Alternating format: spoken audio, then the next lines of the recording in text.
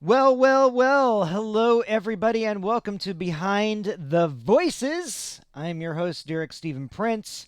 And on today's show, we have the one, the only, Mr. Doug Erholtz.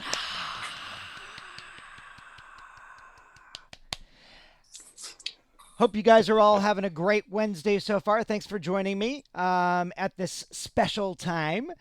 I'm going to do a little bit of an introduction for Doug.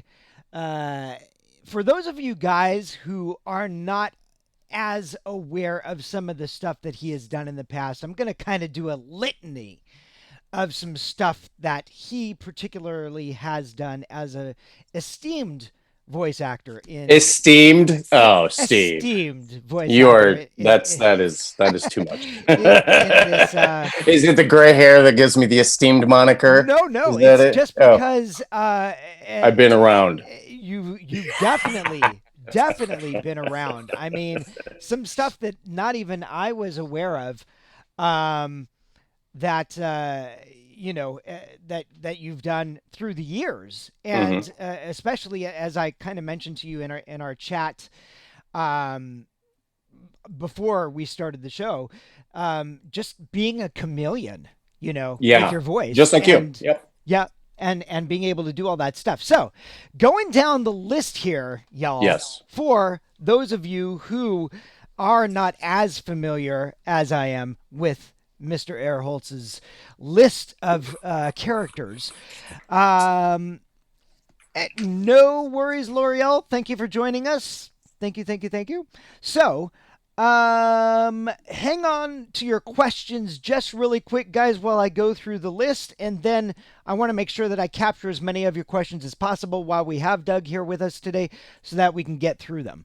So, those of you guys who are Digimon fans, in addition to obviously TK from season 2 of Digimon Adventure, he played Joe's brother, Jim, in season Right. Right. 1, Jim Totally. Keto, You know. Mr. Moriyama, Skull Greymon. What? I know, right? Chumon, Doraemon, My and favorite. yeah, is it Chuman. really? Yes. Yes. Yes. He's nuts. Keep going. I'm sorry. Sorry. Sorry. Keep No, going. no.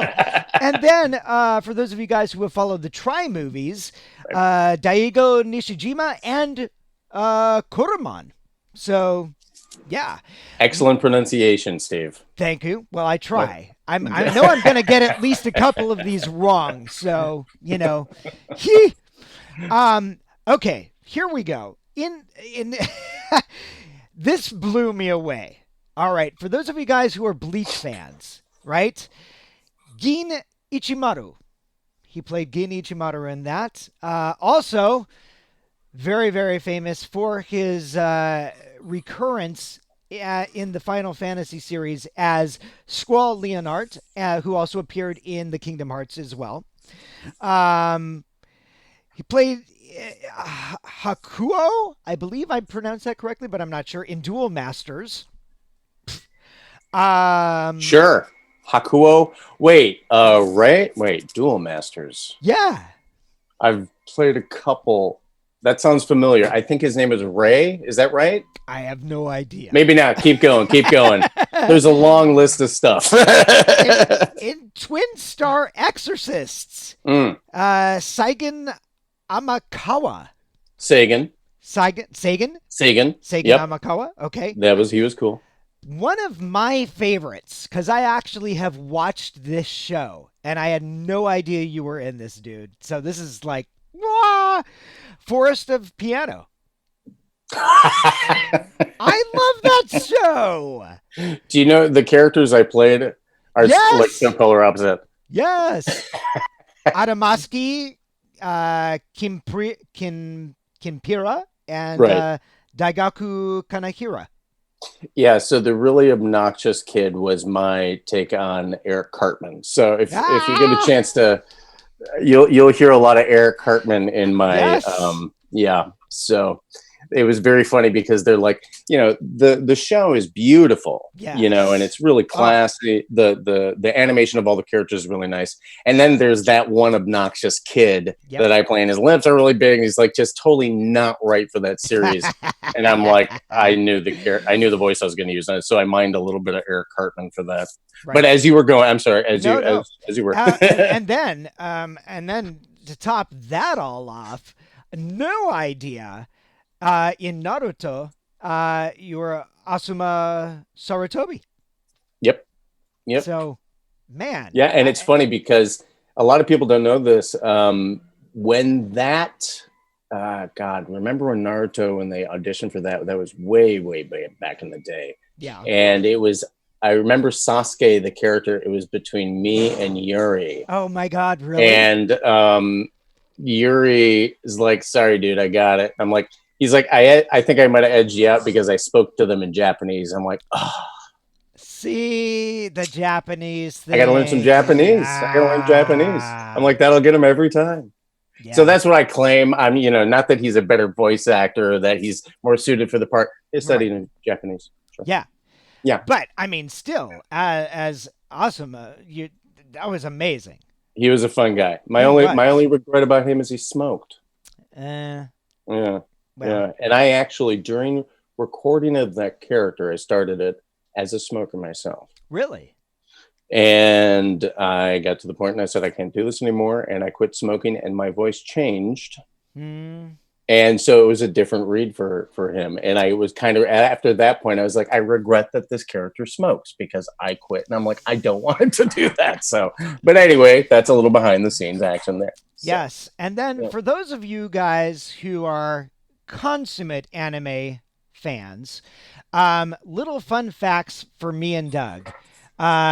In shows together that are not as popular, but we've both been in addition to Naruto, Odin Sphere, which is one of my favorite games. It's a beautiful game. If you've never, Okay, I think I'm remembering that. What did you play in that? I played Oswald, who was which I don't know He was. It's the one time that I got to play a leading hero person. That's nice. Because I never. So what was the format for the game? Because I don't recall. I haven't actually played it. I've only seen clips of the game, but the way that it's constructed and the way that the Japanese animators animated the game was beautiful because it's like some of the most breathtaking backgrounds. In addition to Naruto, I love the backgrounds on Naruto, but in Odin Sphere, all the characters are 2D. Oh, okay.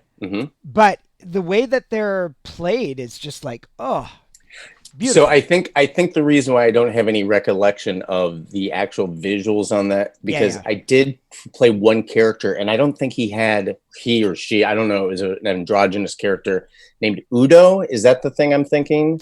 I can't remember the character because I didn't write it down, unfortunately. That's okay. Steve and I have been around so long, and we have so many different credits that sometimes you're like, what? Was I on that show? Did I play that? Maybe I'm thinking of a different character. Yeah. So the 8 shows that when I was going down your litany, and I go, wait a minute, we were both in that. So the list is, without necessarily mentioning the characters, but Odin Sphere, so Mare, which is Marshon something romance, I don't remember. Sure. We did that for PCB Productions, one of the anime that they did. Right. Yes. I don't. It was a while ago. Yeah. Yeah. Dot Hack, the original Dot Hack, the first Dot Hack. Right. That was Monster of all things. Yeah. What did you play in that? I played the psychiatrist that the lead guy goes in and talks to every once in a while. Battle Beat-em-on. Hello. Oh my god. Yeah. One Punch Man as Shoze, which was like, what? Yeah. The really super white supremacist character. It's like, yeah, please, of course. Catherine Full Body, which was awesome to be in. Mm-hmm. And one of my favorites, which we were actually just talking about before we started the show, JoJo's Bizarre Adventure Stardust Crusaders, where you played Polnareff and I played Iggy. So great. Yeah. And we were talking about how Steve landed this role, and unbeknownst to him, everybody wanted it. I wanted it. So many other actors were like, and why? Because he's the most badass character on the show, and he farts in Polnareff's face constantly. There is that. Mad props, Steve. Thank you, man. So, with all of that now out of the way, there have been a couple of questions that came in. So let me go back and look at what has come in so far. Okay, so oh, I did forget. I did say it. I did say Squal Leonart, didn't I? I did for Final Fantasy. Yeah. Okay. Let's see. So this is coming from D23mon. Favorite Disney movie that you think coincides with the Crest of Hope? As you know, TK had the Crest of Hope.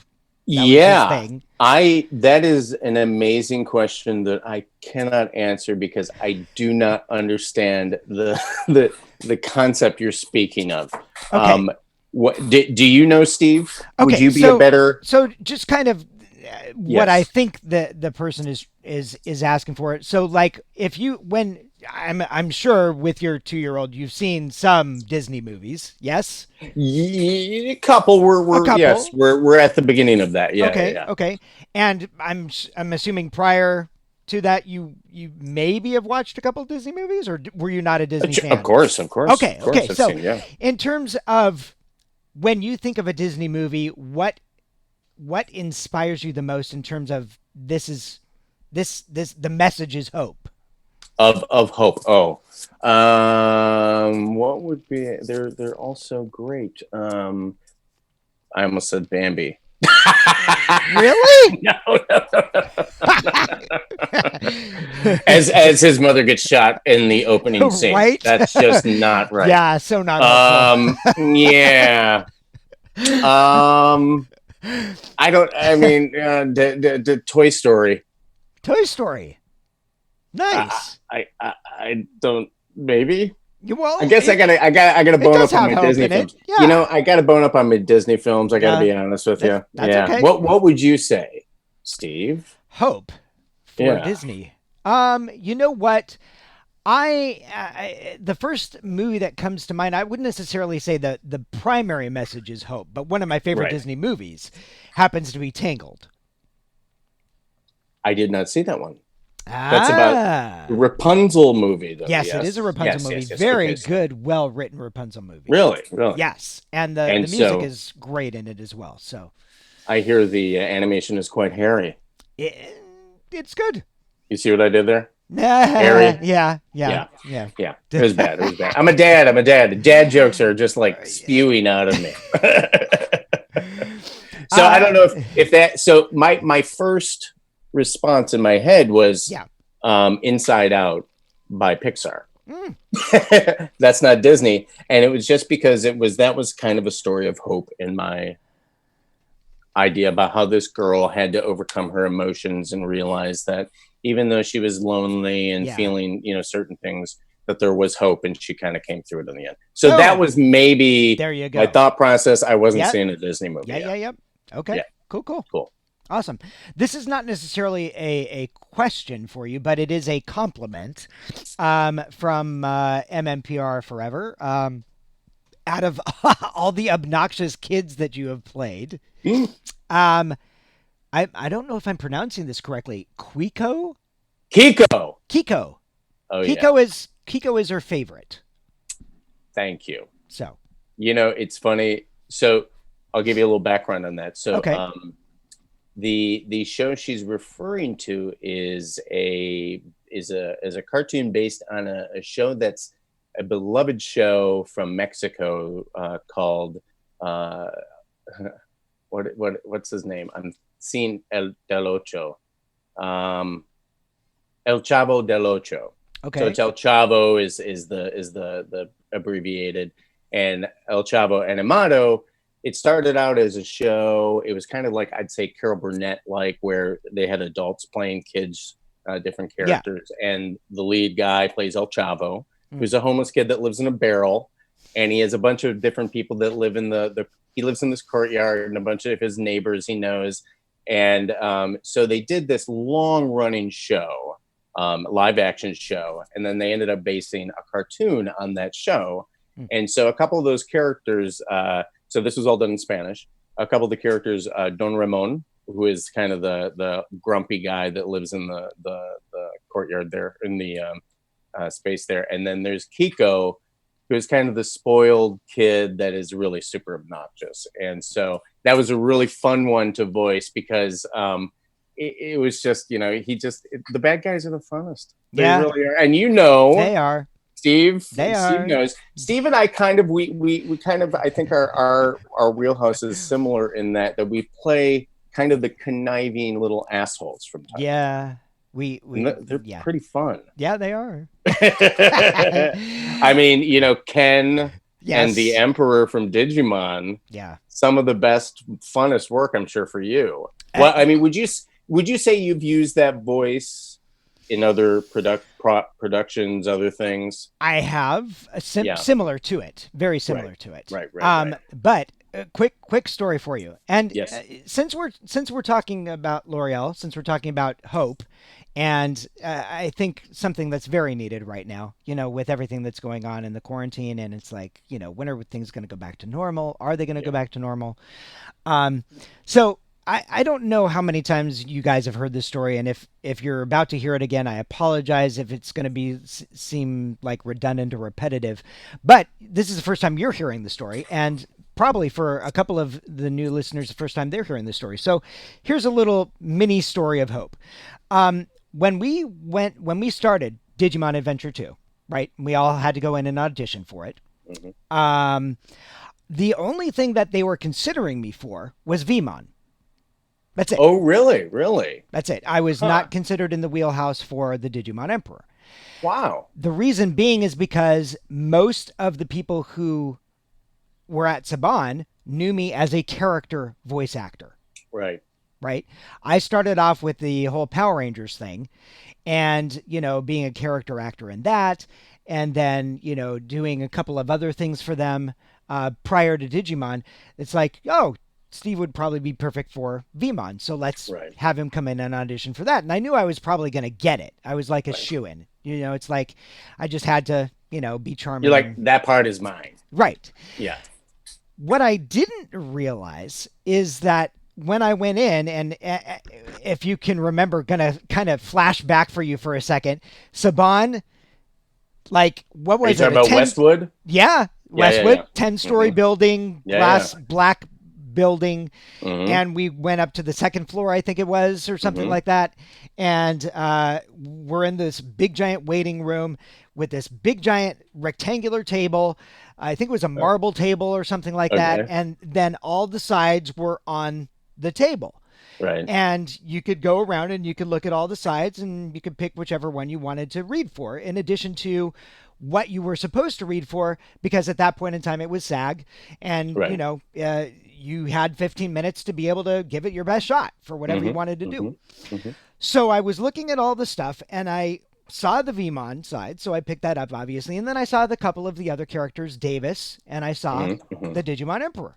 So I picked up all three of them, and I was practicing all three of them.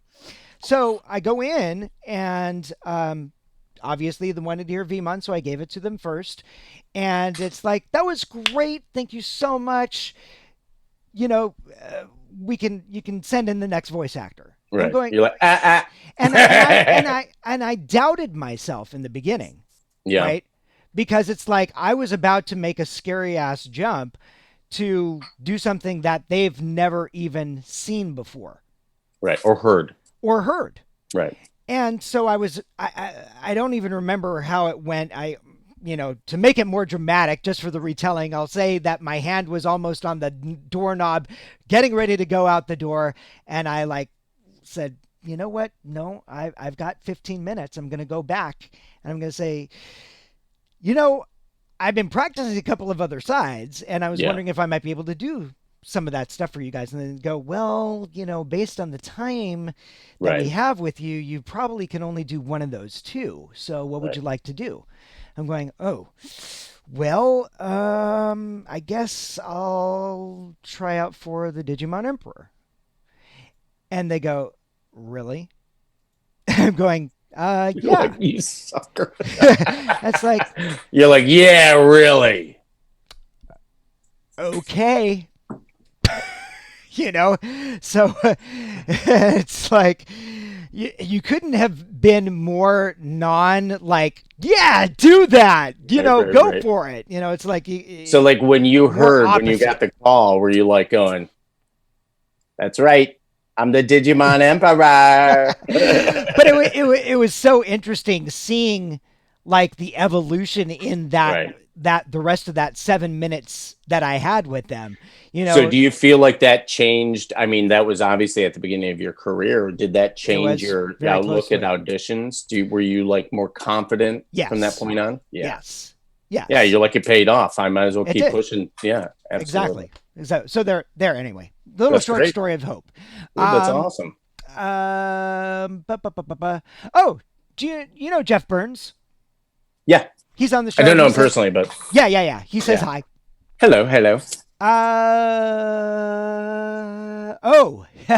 Here's a really, really cool question coming from D23Mon.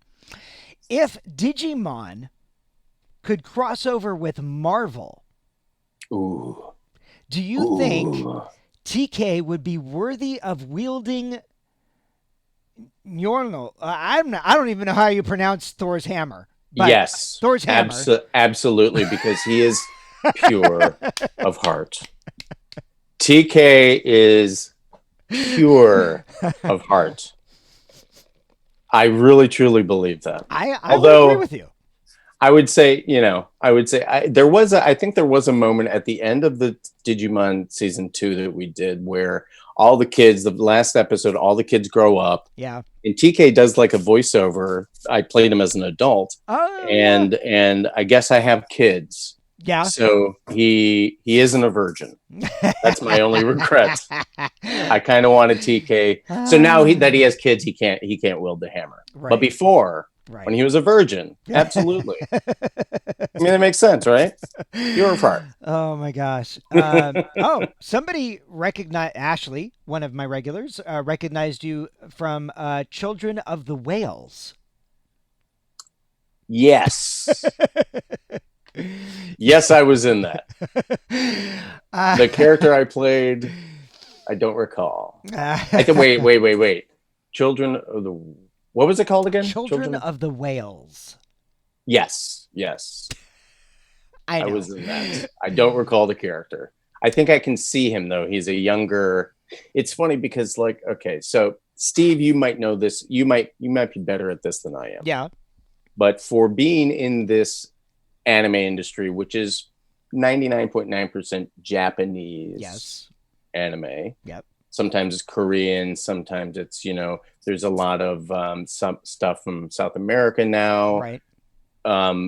But typically when you dub stuff, it's going to be, the names are all going to be maintained as that specific language. So all the Japanese terms like locations and names are all going to stay Japanese. If it's South American or Mexico or wherever, it's going to be Spanish. Yeah.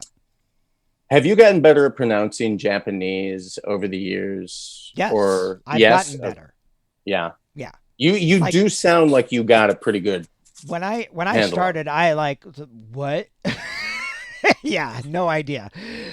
I have not progressed at all. At all. Well, and I blame one thing. I have maybe I shouldn't explain this, but I have a short tongue. And there are certain things I can't do with that short tongue with the little things that they do with the Japanese pronunciation. Oh, the rolled R's. Yeah. Yeah. I would not make a good Japanese person. I mean, but I love sushi and I love the culture. I don't know if anybody can see any of this stuff in the background, but here is an interesting, this will be interesting. Here's a little fun fact. So when the whole Digimon, Power Rangers, all that stuff started from a company called Saban Entertainment. Yep. Right. And I don't know if you know this, Steve, but I worked there. I did not know that. Yes. I worked in the music department. What? I was the executive assistant to Ron Kanan, the VP of music. Yes. Did you ever meet Ron? Yeah. No, never met Ron. Okay, so did I meet Ron? He was like buddies with Shuki and and yeah. Anyway, so I was on the inside of the company. Yeah. I was at my first temp job. I moved out to LA from Chicago. Okay. And because I wanted to be an on-camera actor. Okay. And so I'm working at this entertainment company, Saban Entertainment, and I know the casting directors, Rita Acosta. Oh my God. Wow. Isn't that funny? Yes. And her desk was like right around the corner from me. Yep. And I remember like literally a couple projects coming through. They were like going, well, Doug doesn't do this stuff. But then there was this song and they asked me if I could sing. I think I explained this on another interview, but and Rita's like, so can you sing? I'm like, yeah. And so it was for Mary-Kate and Ashley Olsen, the twins. Do you remember them? Yes. So they had done this movie through Saban, and so I sang this song, and that was my first voiceover credit ever. What? And so it's on YouTube right now. It's so funny. It's called Mummies Have Mommies Too. And there was some actor actually lip synced my voice on it. But yeah, so that's how I got into all this stuff. That's how it all started. So then, so I did a couple other little things for a couple of the composers. And then they said, hey, why don't you audition for Digimon?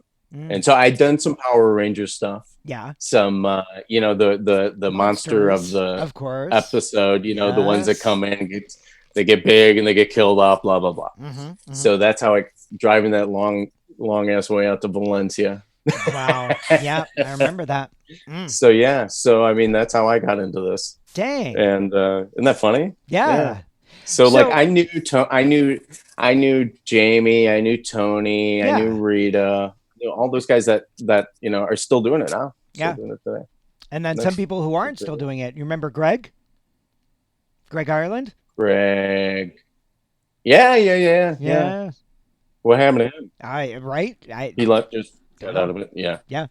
So no, that was a very good story, because that I was going to ask you how you all how you started off in the voiceover stuff, and so you came here from Chicago.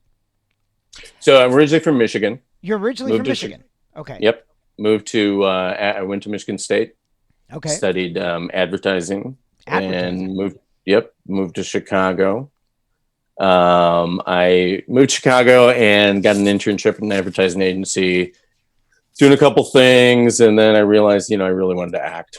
I always had, and I had a dual major in college with theater and advertising. Oh, cool. I'd been accepted to, I'd gotten a full ride scholarship to a couple schools in New York for theater out of high school, and I decided to stay in Michigan and wanted to pursue advertising.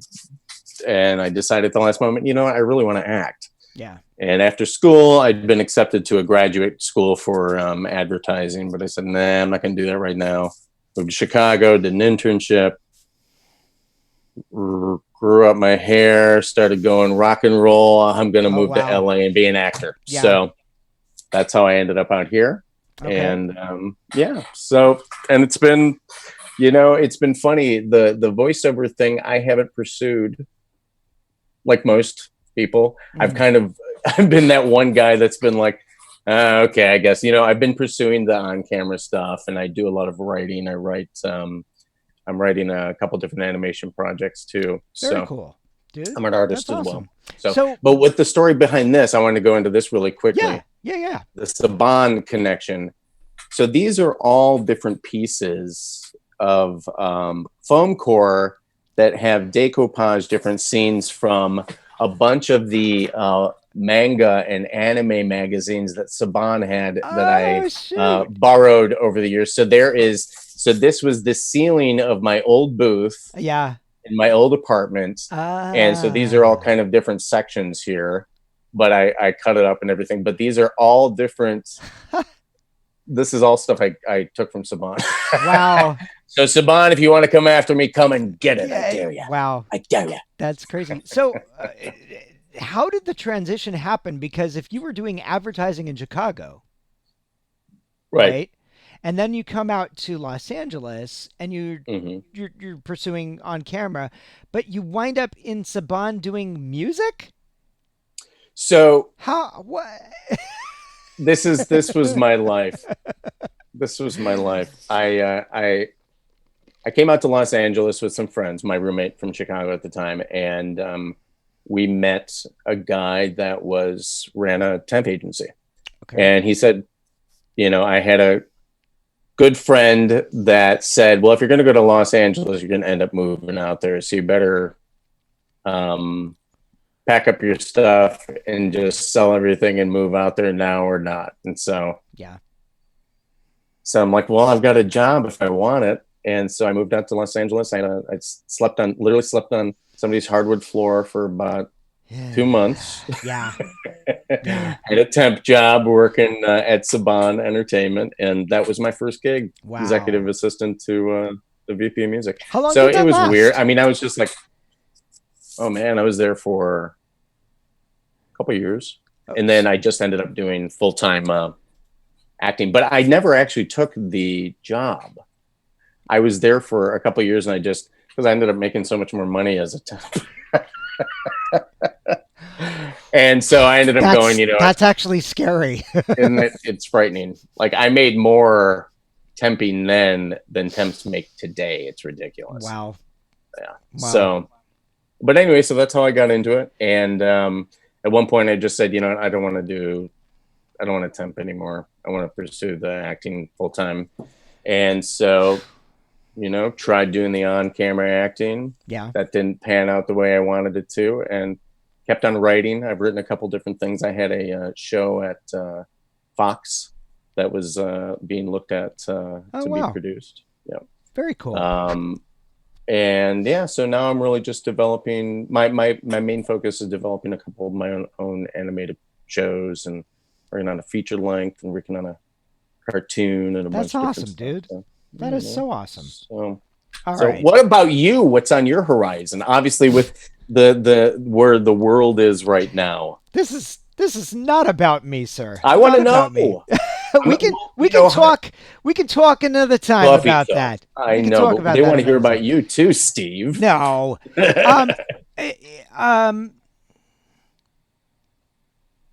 I don't know that I can answer this. You might be able to answer this. Somebody was asking if there's a reason why Stardust Crusaders avoided accents.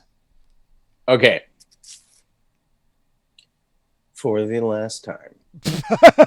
For the last time? This is the first time I'm hearing the question.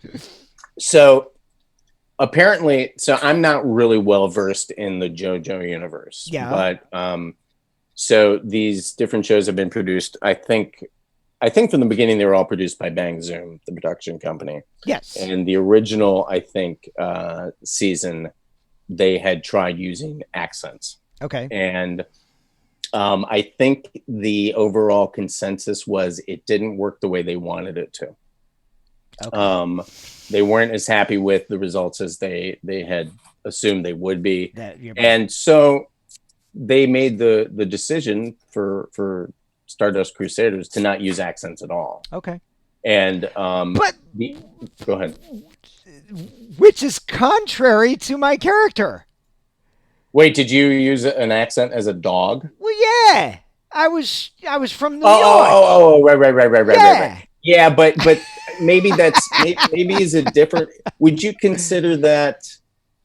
Let's put it this way. Yes. New York accent is a hell of a lot easier to do Then French. than French. So Yes. here's Yes. a fun fact. Okay. I was ready to do a French accent. Oh, were you? Okay. Not a good one, but I was ready to try. Okay.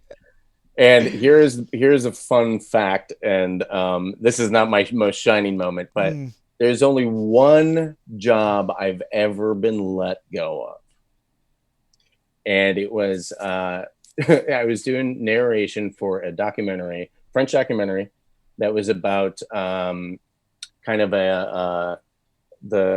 the format was that it was about a family in a hot air balloon that was traveling over the city of Paris in France, and they were the narrator was the balloon operator, and he was basically explaining, he was going through time over this Paris, and he was explaining different things about different monuments, and they'd change over time as they floated over it. So I had to speak with a convincing French accent, and I also had to pronounce all these French words that you couldn't even find pronunciations for because they hadn't been around forever.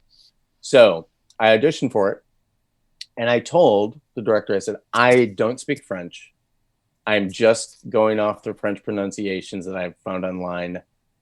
I'm not great with this accent. Yeah. They cast me.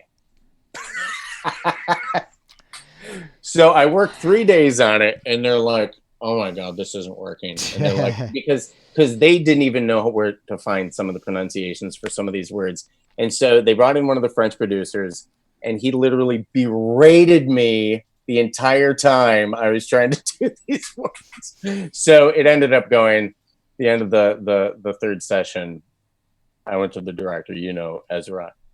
Oh. We just kind of looked at each other, and it was like, okay, man, I don't think I'm coming back on this. And so they had to recast at the last minute and redo. No, I mean, I feel bad for them because I told them, I said, don't cast me. Right. Well, but in all fairness, tried. I was like going. In all fairness, you were up front. You were up front with them. You said I could try doing a good French accent, but right. And so right. In terms of doing the French accent for Polnareff in JoJo's, that wouldn't have been as big of a deal because he was more of I'd say he's more of a comic relief character. So, and he's big and he's over the top. So his stuff could have been a little bit more, overpronounced, which I would have definitely played upon.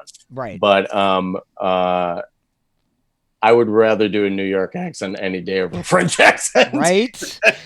Yes. But so anyway, so that was the story, is that before I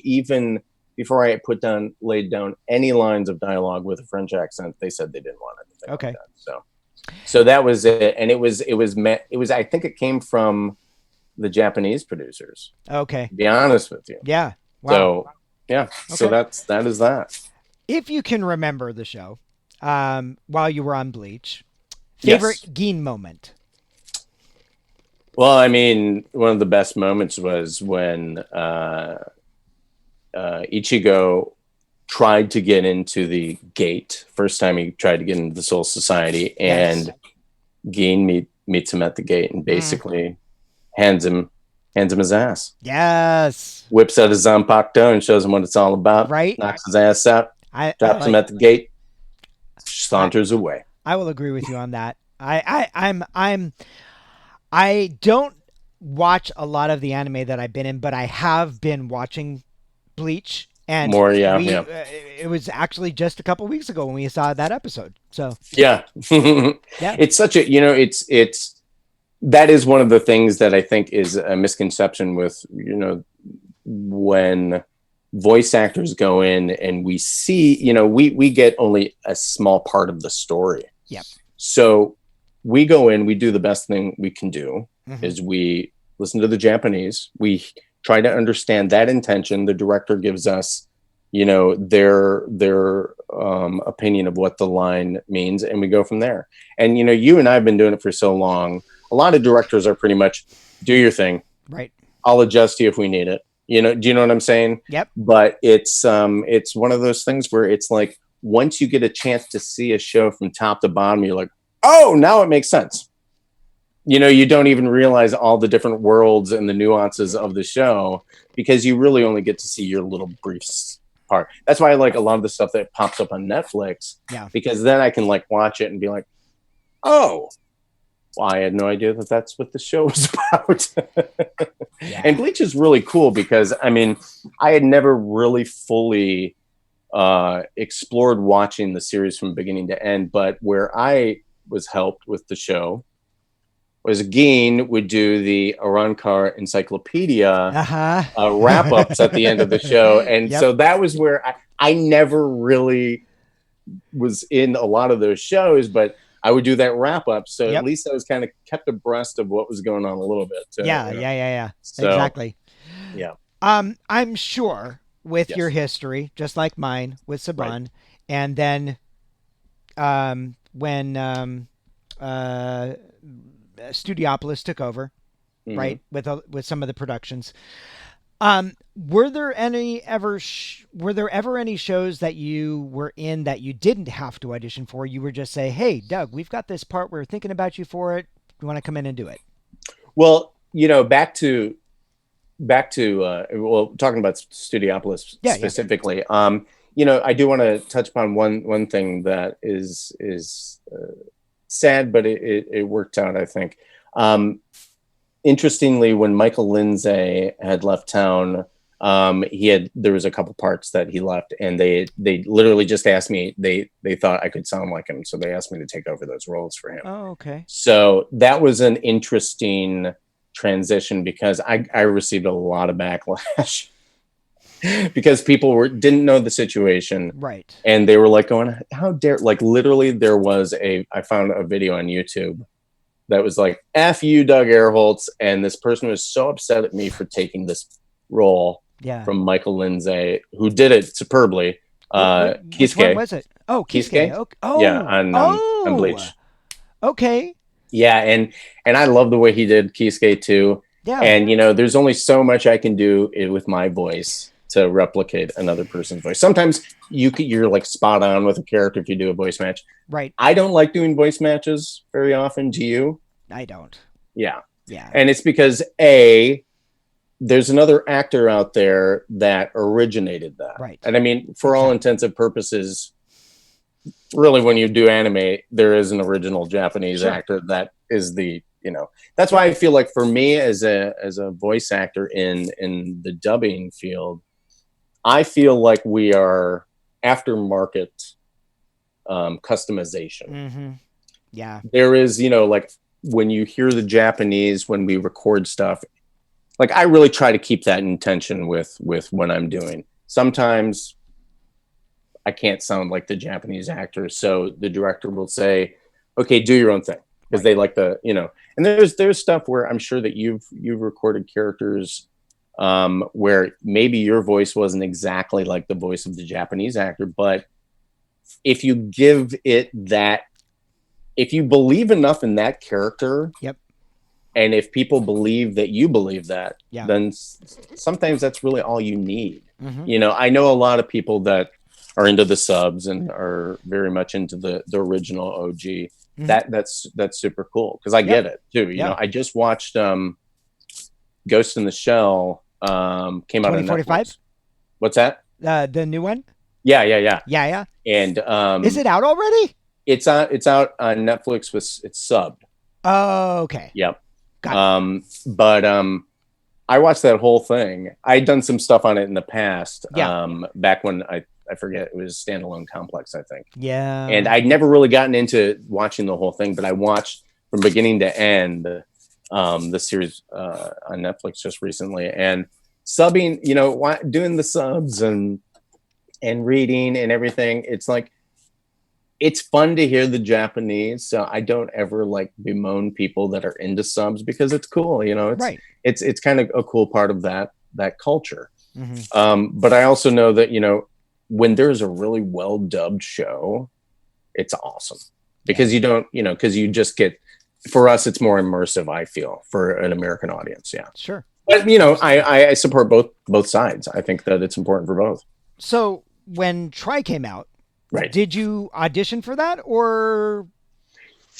So, okay, let's address that. I actually was asked to audition for TK. Were you? Yes. Okay. And so, which I thought was odd, but they wanted me to play him as a teenager, which I had actually kind of been playing because they had aged them up. And so then, unbeknownst to me, I actually was not cast as TK, but I was cast as Diego, another character. So I didn't have to audition for the other character. They just gave that to me. And then it happens for Koromon. Did the same thing happen? Did they just say, "Hey, Doug, we got this Digimon named Koromon. Do you want to do it?" It was, I think they just asked me, and I do a lot of those character-y voices too. Yeah. And again, kind of like you were saying, like, they never really knew you as the Emperor, the Digimon Emperor. They never knew I could do those little weird voices too. And I'm like going, well, you might be surprised because like for a year, all I did was these weird little animal and creature voices and stuff. So they let me do it, and they're like, oh my God, okay, yeah. So yeah. Yeah. So that's the funny thing is I always wanted to play the little weird Digimon characters. I always thought they were the funnest things. Yeah, the little weird voices. That's cool. All right, let us scroll forward.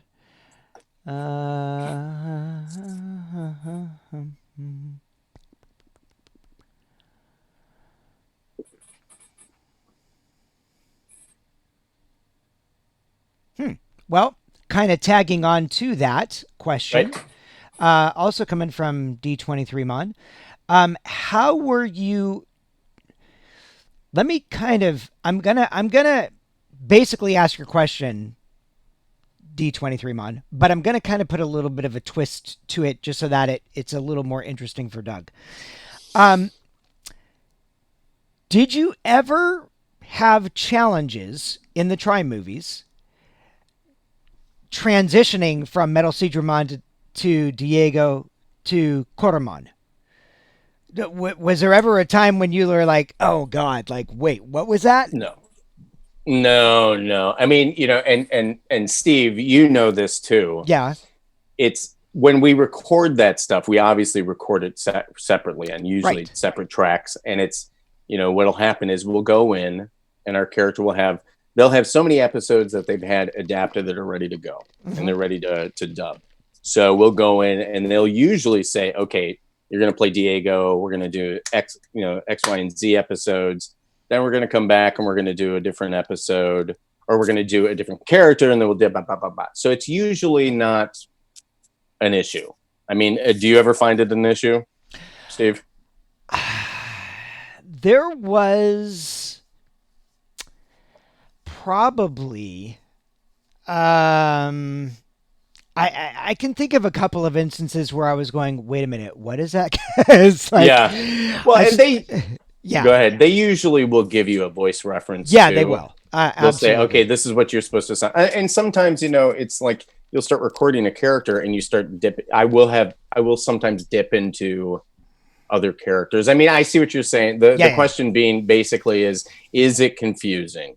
It can be, but I mean, if you're playing a character that sometimes pulls a couple nuances in from another character, that'll happen. I think. Okay, so clarify something for me, please. I'm taking a little bit of a detour from the questions to ask my own question to you, because you probably remember this way better than I do. Okay. In Saban, in the 10-story glass black building. So wait, okay, keep going. I'm listening. Am I correct in remembering that back in the day, right, before Pro Tools, before that even existed, before the beeps existed, right? Analog. Was I correct in remembering that at one point in time in the second story, So wait, are you talking about Saban in Burbank or Westwood? Westwood. In Westwood. Okay, so Burbank was originally, I'm sorry, Saban was originally in Burbank. Yeah, okay. Right. So keep going. Westwood. So when they moved to Westwood, right. Was I correct in remembering that at one point in time that before all the digital stuff and it was all analog, was there or am I making this up? Was there an actual place in the middle of the building, like this glass, like rectangular tube thing that actually held the tape? What was that? Am I right in that or am I wrong in that?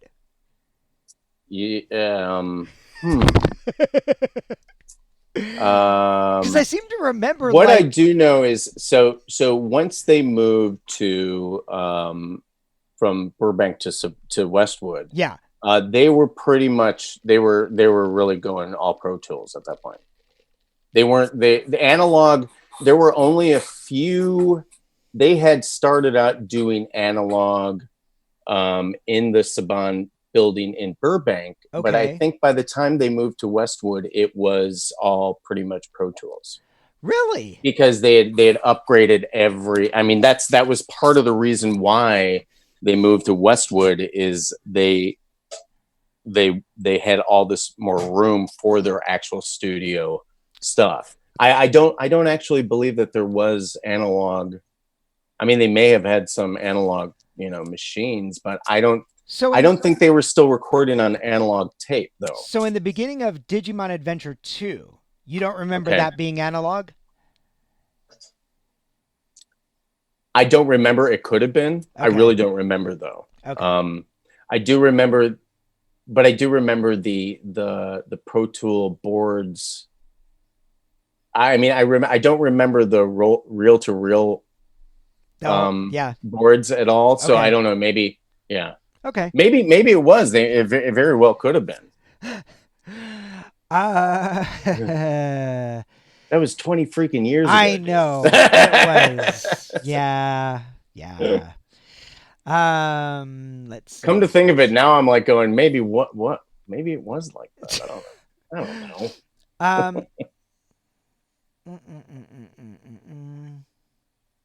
Did you? This is coming from Jeff Burns. Did you ever work with Scott Page? Yeah.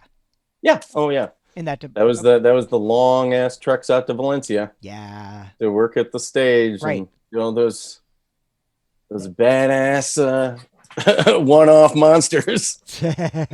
Oh, and there was another one. There was Beetleborg. Oh my god! Remember that one? VR Troopers. Yes. Yeah. So it was really cool. So the stage we're talking about out in Valencia, they for the Power Rangers, Heim bought all this amazing anime footage, or actually live action Poltergeist Power Rangers stuff. Yeah. Trying to pitch it all over town, couldn't get anybody to pick it up, and they finally got was it Fox, I think? Yes. And so instead of just dubbing the Japanese actors outside of costume, they shot all the American actors in all the cutscenes that would go in between the fighting and everything. Right. And so the Valencia stages is where they would actually record some of the ADR along with shooting some of the live action stuff. So that was really my first foray into doing an actual dubbing show. Wow.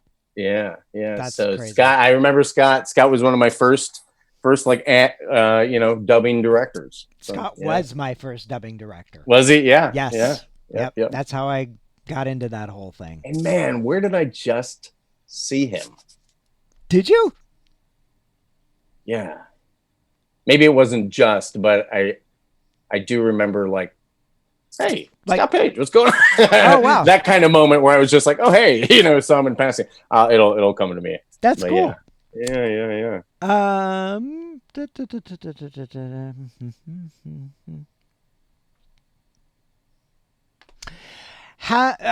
Are you you're represented, right? Not at the moment. Not at the moment. Okay. No. Okay. So, Tyler, I will answer your question on behalf of Doug, and I'm assuming this will probably be the answer. So, Tyler, Tyler Spicknell basically said, "Have you ever thought about doing American cartoons?" I'm sure we would all Oh love yeah. doing American cartoons if they were, offered to us as far Yeah. as being able to audition for stuff. Hmm. Just so you have a little bit of clarity, Tyler, a lot of the anime is very, I don't want to say inbred, but it is kind of inbred. Like if you know people on the inside who do some of the anime, once you've done one anime, it kind of just spirals into other people saying, "Hey, do you know Doug? He does this. He's done this. Think about him for Right. using him for Right. this," and that's how we all kind of get into this like little family that we're in. Right. Right. Um, as it relates to now the 180 degree on original cartoons, Right. a lot of that has to do with being represented by an agent. And So, once yeah. you Sometimes. Yeah. sometimes, yeah, Yeah. unless you know Hmm. somebody on the inside who happens to Right. be, Right. doing something that they can say, "Hey, would you like to be in this?" Yeah. Um, I've been fortunate that I've been able to do that because I know, producers and I know do you? Okay, studios cool. and so on and so forth. I do not suggest that anybody follows that Yeah, career path because I'm very fortunate. And, as Steve says, once people that produce these shows begin to know what your wheelhouse is, hmm they will specifically send you auditions for shows that they'll go through. The casting directors will go through and they'll listen to all the Japanese or this Spanish or whomever. And they'll be like, "Oh, I think I have an actor that I know that could play this part." And so they'll cast a net out to maybe 3 or 4 different actors that they think that can be in that realm. And then they'll sometimes send you a Japanese or Spanish voice reference to kind of give you an idea of where it is. Or sometimes they'll say, we know that your voice can go and kind of, we're looking for this age kind of range, blah, blah, yeah. blah. And then they'll go from there. And they'll give you a description of kind of what they're looking for too. So that's really, that's how it kind of goes. It's like, if you're on the inside, baby, keep pulling you back. Do you remember? I'm sure you probably don't. But do you remember any lines that you may have said as Polnareff? Of course.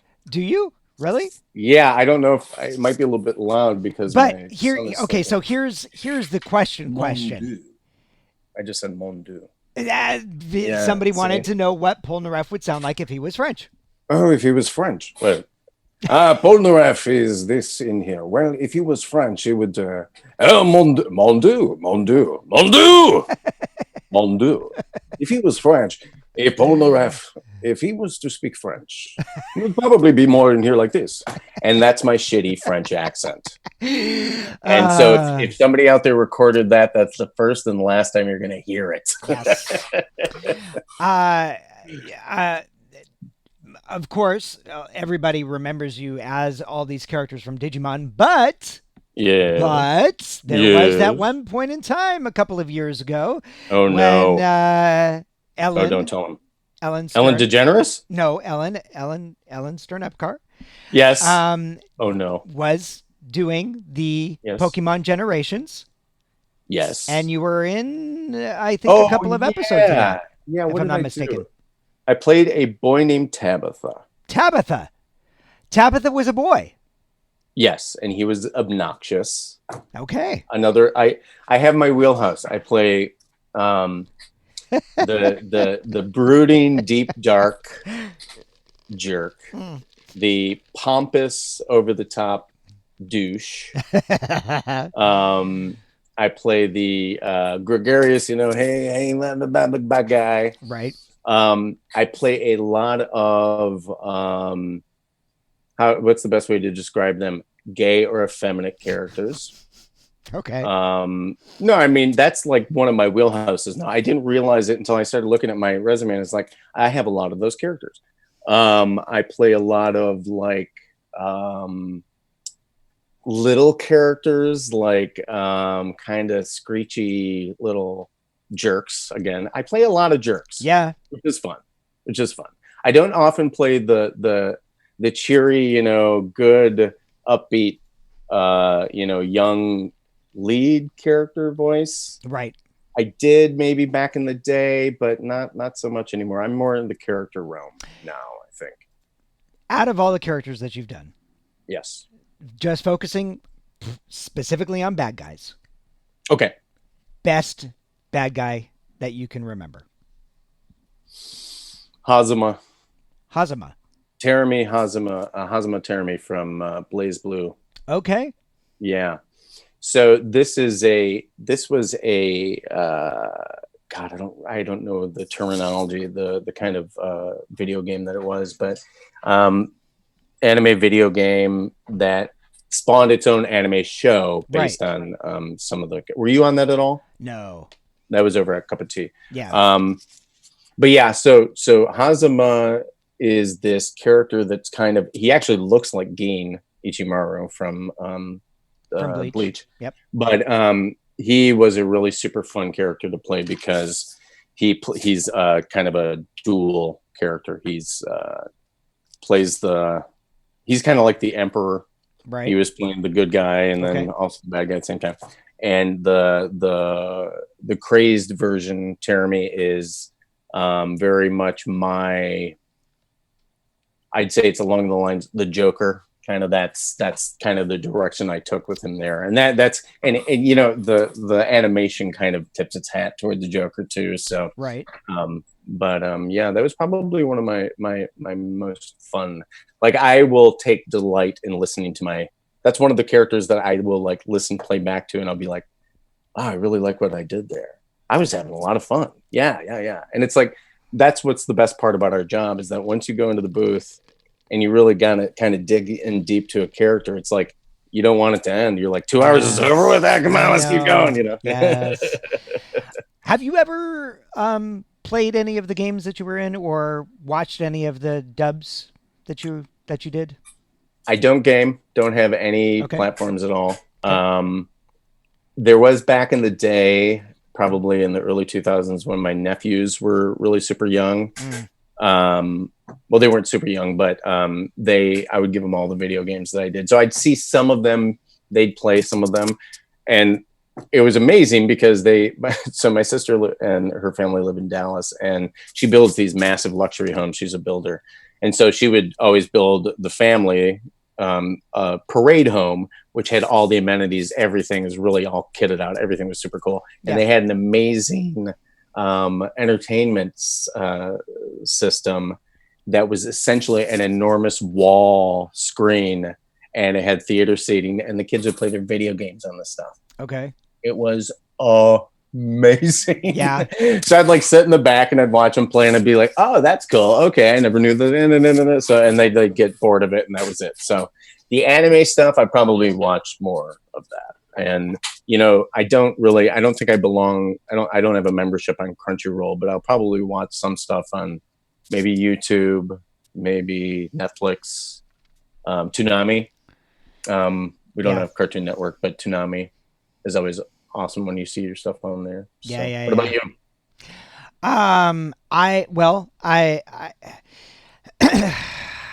I did my oldest son is really into anime, and awesome.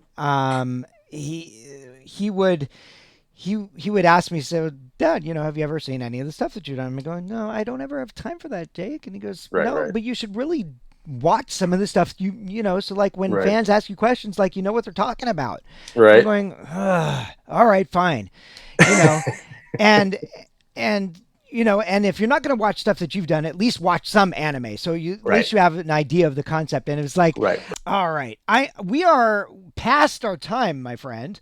And I don't know how much longer you can actually be with us, because I know your schedule. So I'm going to try going through this really quick and seeing if there's any major question that I might be able to throw at you while I've still got you. Oh,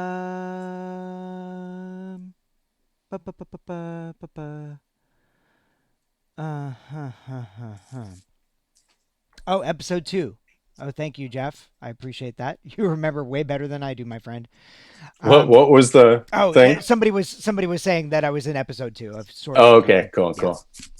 Anyway, um, there a couple of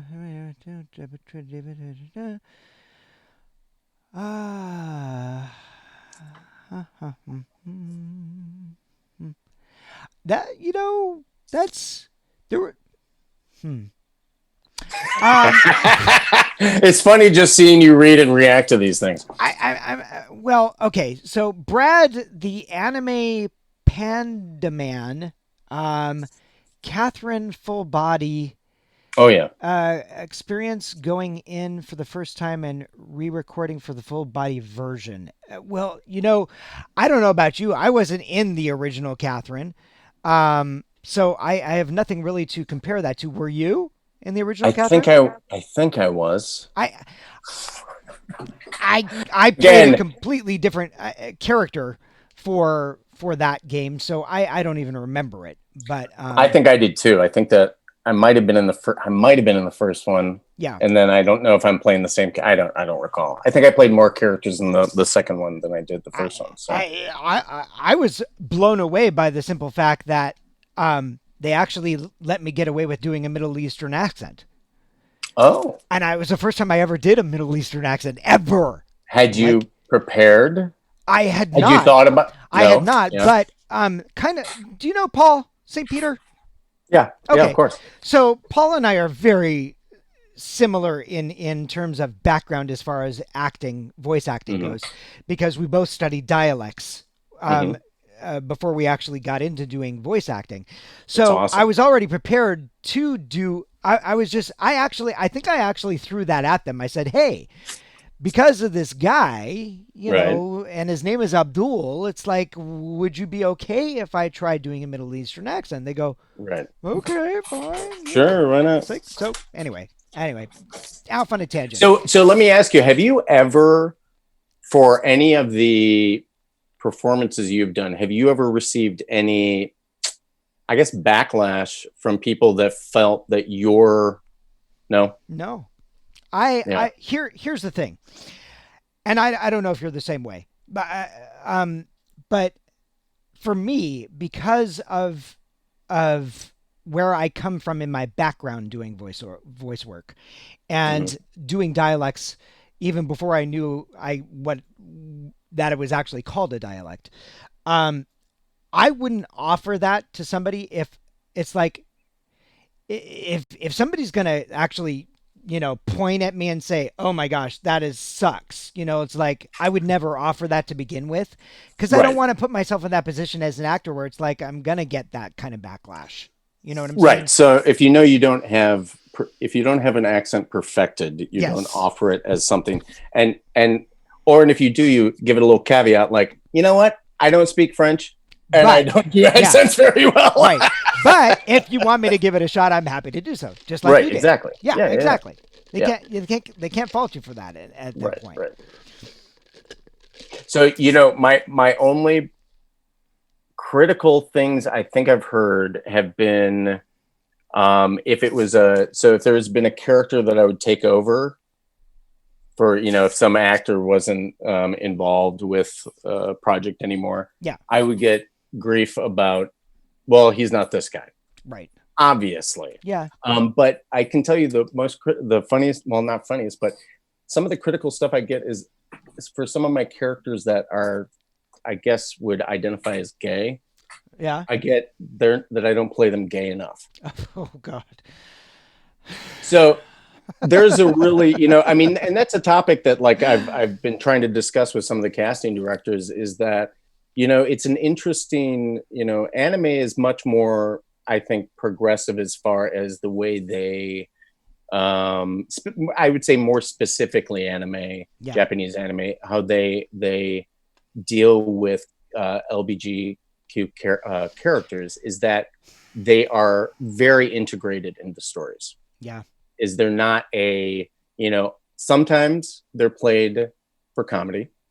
Unfortunately, that is a realm that can get a little bit condescending, I feel, and a little bit too much.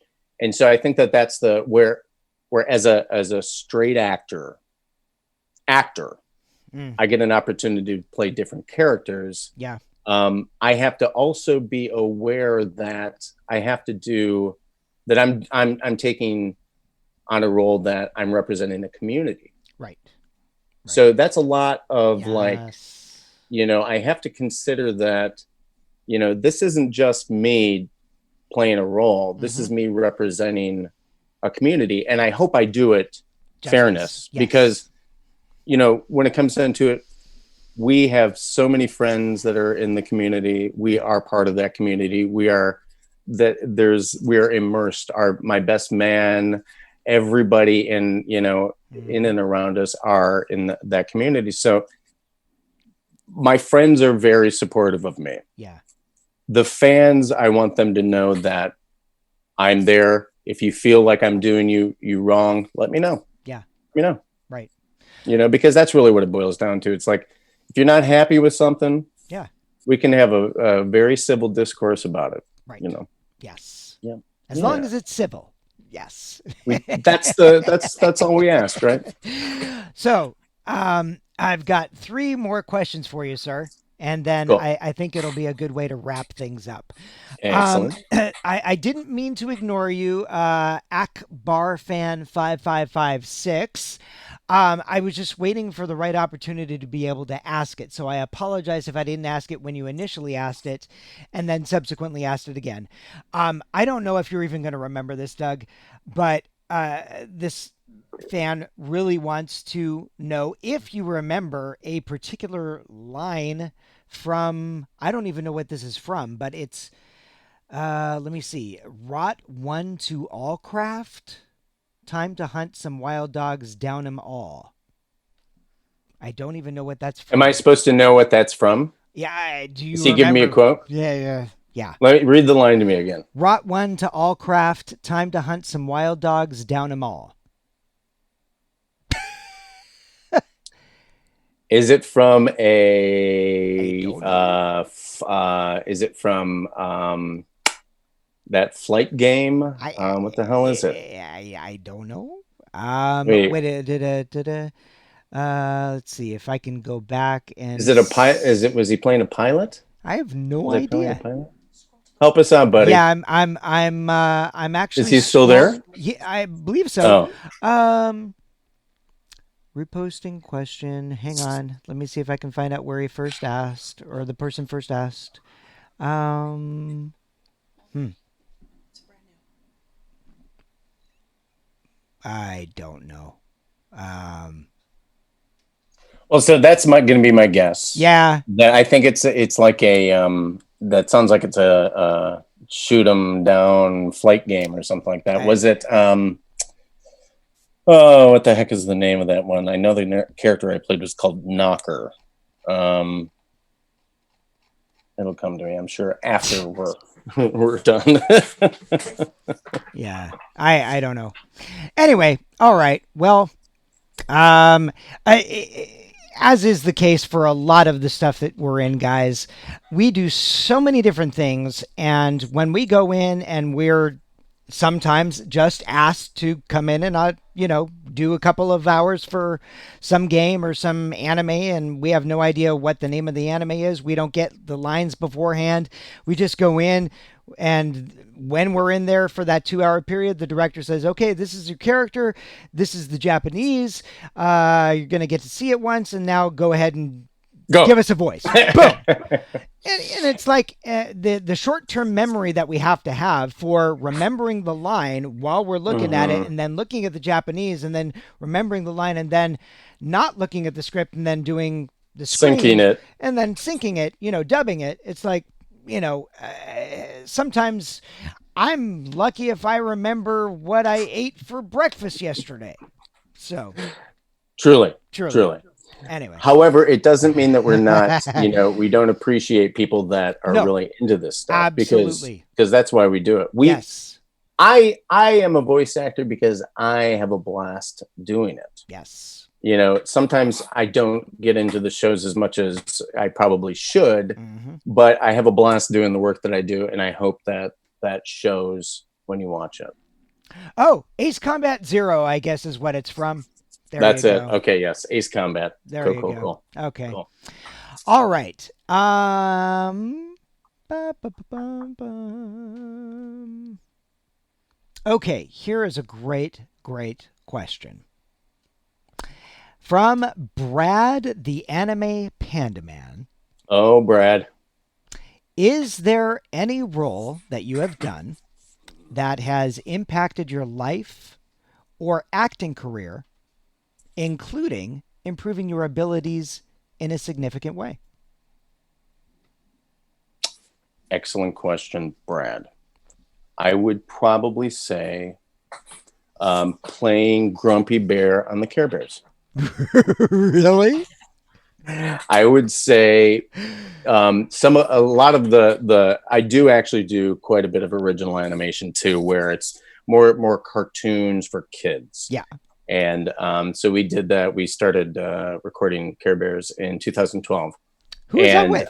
If you don't mind my asking. It was production company. Splash Entertainment. We recorded over at Salami Studios. Oh, yeah. Okay, Verite. Yeah. You know Renee. Yeah. So Renee cast it, and it was produced we recorded over at Salami Studios. Got it. But because it was really the first time that I had given an original character, although it was a character that has obviously had a history by other voice actors doing it. Right. It was an opportunity for me to kind of take, it wasn't dubbing. It was all just acting, and I didn't realize, Steve and I are skilled at doing something that is not something that comes naturally to people. It's not that, easy to just do it. And I'm not great at it, but it's like over time you kind of get more adept to it. Yeah. But it's not easy to act when you're doing all these technical things. No. Trying to dub something. Yeah. But when you're doing a original show, you just act and you get to play off of the other actors. And so that was what it was for me. Was I think Care Bears back in 2012. It was Welcome to Camelot, and that's on Netflix now. Is that in that setting? Did you have the opportunity? Were other actors in the booth with you, or was it just you? Yeah. It was group record. Oh, sweet. So aren't those awesome? The best. Oh my God. Ugh. And that's been those are my favorite. Yeah. On original stuff. And I mean, it's not, I'll always do probably some anime dubbing stuff, but I'm really trying to move toward more of the original, stuff. And those parameters are completely loosened, and you're just able to act. You don't have a time frame. Sometimes you need a little bit the time frame, but it's very freeing. So yeah, I would say. And the fun thing about that was because I played Grumpy Bear, who was kind of curmudgeon, this guy over here. Mm-hmm. And then I played the bad guy, Beastly. And Beastly's kind of up here like this, and he's, kind of a little rascally and all that stuff. And so a lot of times we would record them back and forth together. So, it'd be like, hey, Beastly, what did I tell you about that? Stop it, Grumpy. I don't care. I know, and that's your problem. So, we would record it like that. That's nice. That was when I started going, I'm really loving voice acting. Yeah. So. That's awesome, dude. Yeah. Oh, yeah. I love that stuff. Yeah.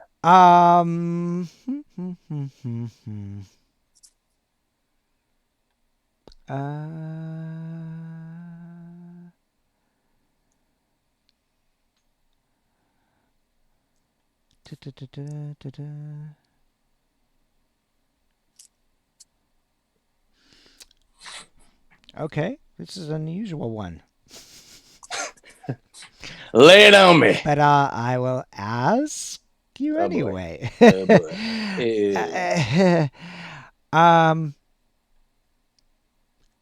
Gifts at conventions. What do you remember any specific gift that kind of stood out to you? A severed thumb. Oh, what? Seriously? No, I'm joking. Oh, No. okay. Wouldn't that would be something to remember, wouldn't it? And me I being don't. all I gullible. cannot tell you that I can recall anything spectacular as a gift. Okay. I've received a kiss on the cheek, which I said, "Hey." Oh yeah, right. Not in Married. this. Not in this time and era. Beyond that, no, just nothing really crazy. No. Yeah. Well, with that said, sir, Yes, sir. where after today can people follow you if they don't do it already on any of your social media? And what are your usernames for that? So my name is Doug Erholtz, Mhm. and you can find me on Twitter. I'm on Instagram, but I'm not on Instagram. Okay. So I Twitter have is the main. Twitter is my main. Okay, And go ahead. Yeah. Doug Erholtz. Just Doug Erholtz. Doug Erholtz. Okay. That's me, baby. Okay. You'll find me. Okay. I don't tweet a lot, but I'll be on there. I'll see your stuff. Yeah. I might not comment, but I'll love it. Okay. I'll give you some love. Hey, and you know what? In this day and age, with everybody being isolated and this kind of stuff really being the only medium that we can still connect with each other with, Right. much needed. Much needed. Absolutely. So, absolutely. With that said, guys, please let's give Doug a hand for taking time out of his schedule for today, and being able to be with all of us, sharing your answers to these amazing questions that you guys all had. Thank you guys for joining us today. And please, as I wrap up every single show, please be good humans. Keep your feet on the ground and reach for the stars. All right, guys, that's it. Doug, thank you again, man. I will definitely chat with you again later, and we can, have some more bonding time. Totally. And that's it for now, guys. So enjoy the rest of your Wednesday, and I will see you guys on Friday. Take care. Thanks, Steve. Thank you.